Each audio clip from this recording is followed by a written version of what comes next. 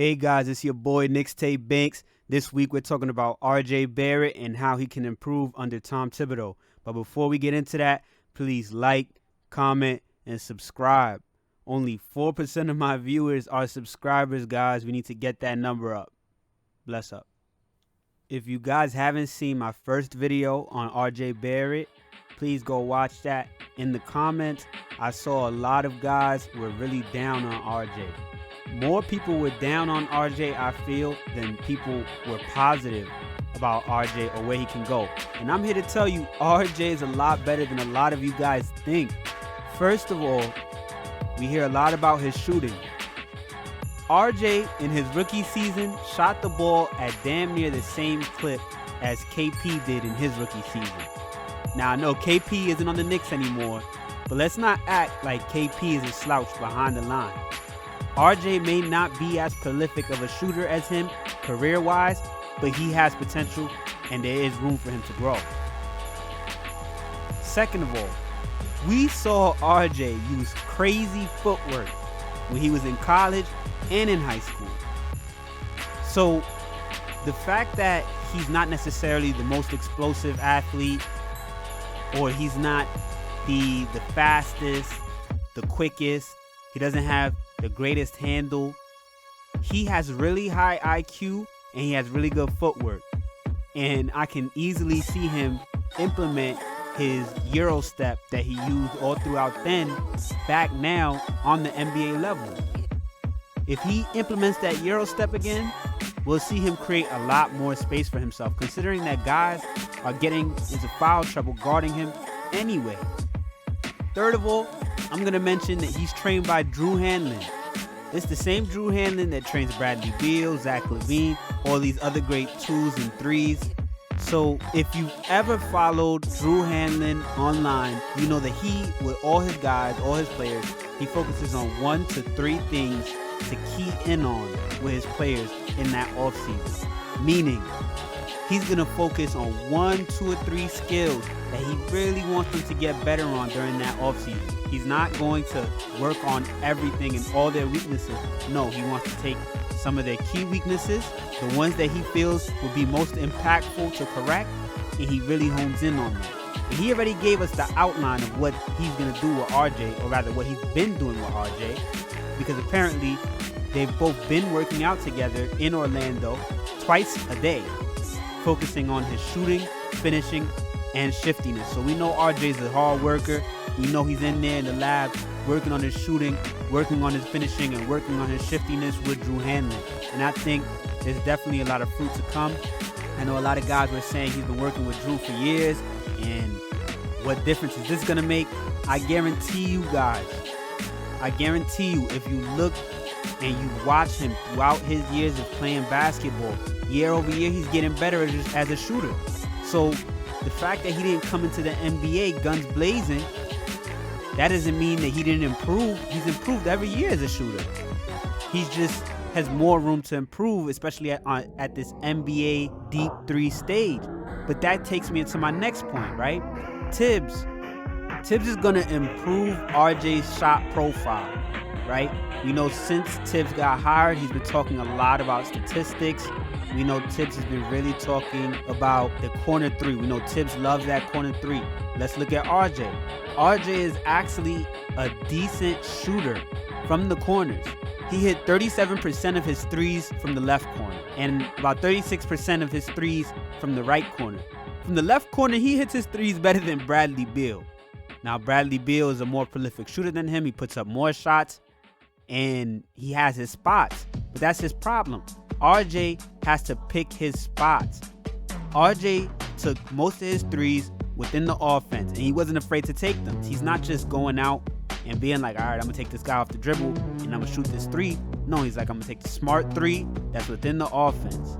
That, for him, this past season, meant mostly shooting a lot of 3s up top. That's not where he's efficient from. He's efficient from that corner. So we know Tibbs is going to push him to shoot more of the corner 3s, and if he's hitting them at a higher clip, if RJ would have shot more 3s from the corners as opposed to shooting all the threes that he shot from up top this season, RJ would have been roughly a 35% three-point shooter, which was average for this year. We know, again, Tibbs loves that three, and the Knicks are improving their analytics department. Just yesterday, the Knicks hired Kelsey Roberts, a young woman with a master's degree in statistics, who recently just interned on the Pacers and the Heat. And we know they also hired Sean McLean. He's another stats wizard. So we're going to see a real emphasis on getting guys to take efficient shots and shots in places where we know they can make them from and where they're comfortable from. We also know that Tibbs is going to look to improve RJ's playmaking. Tibbs does this with all his players. If you look at pretty much all the players that have played under Tibbs, and you've seen my video about Tibbs, you would know that Tibbs makes his players improve their assist rate. Pretty much year over year, any guy that played consistent with Tibbs improved their assist rate. And RJ, he was towards the bottom as far as starting guards with assist rate. His assist rate was somewhat low. But his assist rate, again, because if you watch my first video, you know I compared him to Jimmy. Compared to Jimmy in his third season, RJ's assist rate's similar, and we know Jimmy is an excellent playmaker. And I think RJ has that potential to be that excellent playmaker. Their statistics pretty much line up, and RJ actually has a disadvantage. RJ is playing alongside Elfrid Payton, Julius Randle, and Marcus Morris. I mean, those are the starters that he had for pretty much the majority of the season. Those are guys that can't shoot and or are ISO players. So of course his assist rates ain't gonna be that high. Guys, I'm telling you, RJ Barrett is underrated and his potential is underappreciated. We're looking at a player who has the ability to be a decent shooter. He forces fouls, he attacks the paint, he passes the ball, and he has the potential to do that all at a more prolific rate. What more can you want from a rookie? He can do a bit of everything, and he has the potential to really take over in games. We saw him without even bringing in his footwork, averaging 14 points per game in his rookie year. And that's with defenses being able to play diamond and one. Literally 4 men in the paint and one guy playing the passing lane to the one shooter that was outside in Marcus Morris. It's almost impossible for him to be efficient. And for those of you guys that think, oh, it's bad spacing, but tons of teams have bad spacings and rookies that are great need to overcome that. No, literally, the Knicks had the worst spacing in the NBA. And I'm going to provide you guys with a little diagram to show that.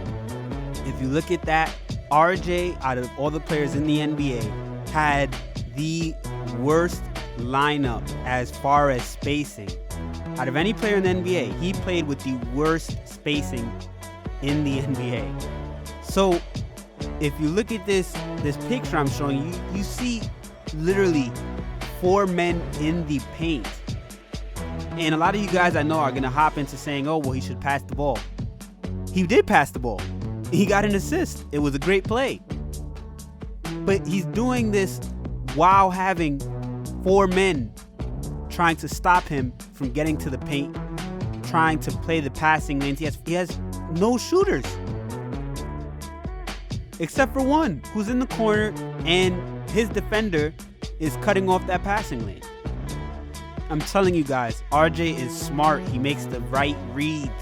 RJ is super physical. He knows how to take advantage of that. You guys really need to pay attention to the games. We can't just talk analytics. I love analytics, but the eye test, when you know about basketball, can tell you so much that the analytics can't.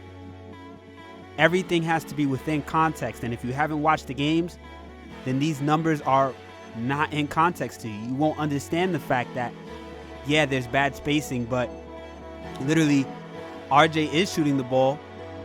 He's attacking the paint, and he's attacking the paint with 4 men guarding him, with literally some of the worst shooters in the NBA starting alongside him. And he's still managing to get a couple assists a game. He's still managing to get his couple points, and even when that's not going, he's finding a way to impact the game in other ways.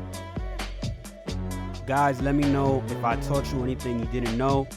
or if I change your opinion at all on RJ Barrett. I think it's important us Knicks fans show love to these players because ultimately there's a lot of pressure put onto them by the media, and as soon as us fans start hating on them, the media capitalizes on that. And even if the player tunes that out, Dolan won't. So make sure you like, comment, and subscribe. Let me know what you think about what I've said. Peace.